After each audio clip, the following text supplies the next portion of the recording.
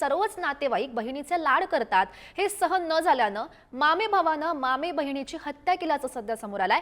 नालासोपारा येथील श्रीरामनगर परिसरात ही घटना घडली आहे। या अल्पवयीन मुलानं आपल्या मामे बहिणीला गोड बोलून घराजवळ असलेल्या डोंगरावर नेलं। तिथे त्यानं तिचा गळा आवळला आणि डोक्यात दगड घातला। या प्रकरणी नालासोपारा पोलिसांनी गुन्हा दाखल केलाय। त्याच्यामुळे मारलं की तिच्या घरचे आणि माझ्या घरचे दोघं बी तिचे लाड करायचे, तिला म्हणजे पाहिजे ते द्यायचे। तर ह्याच्यातून त्याच्यामध्ये ईर्ष्या निर्माण झाली आणि त्याने तिचा डोंगरावर जाऊन गळा दाबून आणि नंतर डोक्यात दगड घालून जखम ताब्यात आहे आमच्या। पुढे त्याला बाल न्याय मंडळासमोर हजर करणार आहोत। तर नेमकं काय घडलं पाहूयात ग्राफिक्सच्या माध्यमातून। अल्पवयीन मुलानं तिच्या मामे बहिणीला घराजवळ असलेल्या डोंगरावर नेलं। बहिणीचा गळा आवळला, डोक्यात दगड घातला। मुलगी परत न आल्यानं घरच्यांनी परिसरात शोधाशोध सुरू केला आणि सीसीटीव्हीत भावासोबत डोंगरावर जाताना ती आढळली। मात्र भावानं अज्ञात व्यक्तीनं तिला मारल्याचं सांगितलं। पोलिसांनी अधिक तपास केला असता अल्पवयीन भावानं हत्येची कबुली दिलेली आहे। नालासोपारा पोलिसांना डोंगरावर मुलीचा मृतदेह सुद्धा आढळलाय।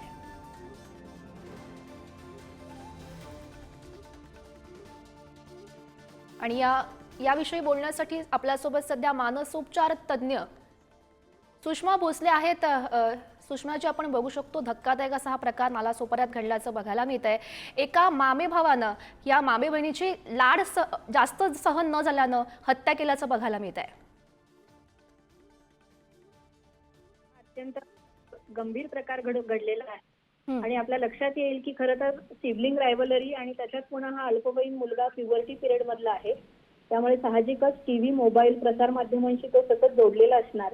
त्याला सतत हिंसक वृत्तीला पोषक वातावरण त्याच्यामधून आहे आणि या माध्यमातून मानवी हिंसेच्या व्यवहाराचं विभत्स स्वरूपाचं असंवेदनशील चित्रीकरण सतत समोर येतं। आणि त्याच्यामुळे झालंय काय की अतिपरिचयामुळे आणि संवेदनशीलता कमी झाल्यामुळे हिंसा ही आता कर्मणूक त्या तरुण वयातल्या या प्युबर्टी पिरियड मधल्या मुलांना वाटते। त्यातून गंभीर भाग असा आहे की यात माझं काही चुकलंच नाही, कारण माझ्या बहिणीचे लाड होत आहेत म्हणजे माझ्यावरती अन्याय होतोय। आणि मग माध्यमातून जो संदेश सातत्याने आक्रमकतेच्या संदर्भात दिला जातो की ज्यांच्यात ताकद नाही ते सहन करतात, ताकद आहेत ते सामोरे जातात। आणि मग या पद्धतीची कदाचित मानसिकता होऊन माझ्यात ताकद आहे, तिचे लाड होत आहेत का हे मला चालणार नाही, त्याच्या स्वतःच्या शरीरात प्युबर्टी पिरियडमुळे होणारे हार्मोनल काही चेंजेस, त्याच्यामुळे कदाचित सिबलिंग रायव्हलरी आणि अग्रेशन याच्यामुळे कदाचित त्यांनी ही अशी गंभीर गोष्ट केलेली असेल आणि त्याचं गांभीर्य कदाचित त्याला जाणवतच नसेल। कारण तुम्ही मला लाड करत नाही तर तिलाच मी संपवतो म्हणजे मी एकटाच राहील, ही जी एक विकृत प्रकारची मानसिकता सध्याच्या या प्रसार माध्यमांच्या आक्रमकतेतून मुले शिकत आहेत, त्याचं हे आपल्याला एक गंभीर फलित दिसतंय असं मला वाटतं। हो, सुषमाताई, आपण बघू शकतो खरं तर लाड सहन न केल्यानं ही जी हत्या करण्यात आलेली आहे। खरं तर वारंवार याआधी सुद्धा असेच प्रकार घडलेले आहेत। का नेमके असे प्रकार घडतायत? खरं तर काय होतं की आता पालकत्व हे अत्यंत कठीण होत चाललेलं आहे।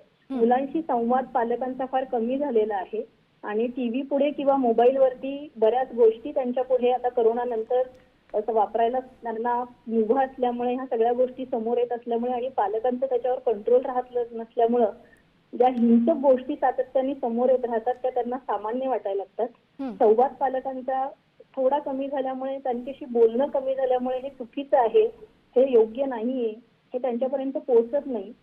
आणि मग साहजिकच मला नाही मिळालं तर मग हे कुणालाही मिळायला नको, मलाच एकट्याला हवं, ही अशा प्रकारची मानसिकता सध्या वाढलेली आपल्याला दिसते। हो, नक्की सुषमाजी, धन्यवाद दिलेल्या सविस्तर प्रतिक्रियेसाठी। आणि या संदर्भात अधिकची माहिती जाणून घेऊयात। आमचे प्रतिनिधी विपुल पाटील सध्या आपल्यासोबत आहेत। विपुल, खरं तर धक्कादायक असा हा प्रकार म्हणावा लागेल। सध्या काय अधिकची माहिती मिळते पोलिसांकडून या घटनेची? नक्कीच या घटनेमध्ये ज्या आरोपीने ज्या बहिणीला हत्या केलेली आहे, हत्या करण्यापूर्वी त्यांनी 10-15 ज्या चित्रपट आहेत ते पाहिले होते। त्यामधील एक जो आहे तो नवाजुद्दीनचा रामायण नावाचा हा चित्रपट आहे। हा पाहिल्यानंतर त्यांनी हे कृत्य केल्याचं पोलिसांकडून सांगण्यात आलेलं आहे. हो, नक्कीच विपुल. धक्कादायक असा प्रकार म्हणावा लागेल. विपुल, धन्यवाद दिलेल्या सविस्तर माहितीसाठी.